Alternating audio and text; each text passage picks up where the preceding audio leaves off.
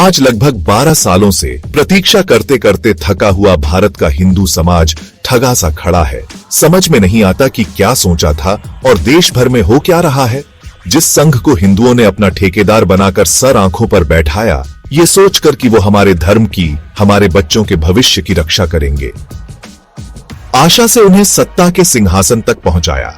लेकिन एक दशक से ज्यादा समय बाद हमें ये पूछना होगा, हमें मिला क्या? हम टकटकी लगाए, आशा भरी आंखों से देखते ही रह गए, और आज इतने सालों बाद भी निराशा के अलावा क्या हाथ लगा? इस हिंदुत्व वाली सरकार के इतने साल शासन के बाद हमारे हिंदू बच्चों का भविष्य कहां सुरक्षित है? सुनिए, आज हिंदुत्व के नाम पर वोट मांगने वाले सत्ता में आते ही अपने ही वोटर की पीठ में छुरा भोंक रहे हैं। भारत भर में हिंदू समाज को एक तरफ इस्लाम का भय दिखाकर अपने कल्ट को मजबूत किया जा रहा है, तो दूसरी तरफ इस्लाम को मजबूती प्रदान करने के लिए योजनाओं के ऊपर योजनाएं बनाई जा रही हैं। हिंदू कार्यकर्ता, हिंदूवादी नेता, गौरक्षक भारत भर में परेशान किए जा रहे हैं, और तो और खुद बीजेपी के अपने हिंदूवादी नेता तक एक के बाद एक ठिकाने लगाए जा रहे हैं। कन्हैया लाल का गला कटता है और उसके नाम पर वोट की फसल काटी जाती है। इनका एक ही मकसद है, इस्लाम का भय बना रहे ताकि हिंदू डरे और फिर इनको वोट करे। इनकी आइडियोलॉजी का बहुत गहरा अध्ययन करना आवश्यक है, क्योंकि इनके दोहरे चरित्र में बहुत डीप रूटेड मक्कारी छिपी है।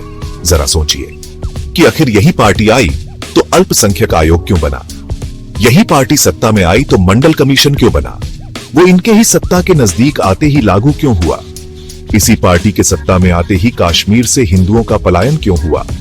यही पार्टी सत्ता में आई तो कश्मीर में हिंदू टारगेटेड किलिंग मैन क्यों मारे जाने लगे? यही पार्टी सत्ता में आई तो हिंदू समाज को खंड खंड में बांटकर कमजोर करने वाला SC/ST एक्ट में ड्रैकोनियन प्रोविजंस क्यों जोड़े गए? इसी पार्टी के सत्ता में आते ही मंदिर क्यों ढाहे जाने लगे?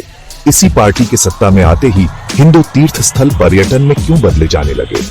इसी पार्टी के सत्ता में आने के साथ ही भारत विश्व का टॉप गोमांस निर्यातक देश की रेस में अव्वल क्यों आने लगा? ये आपको सोचना चाहिए।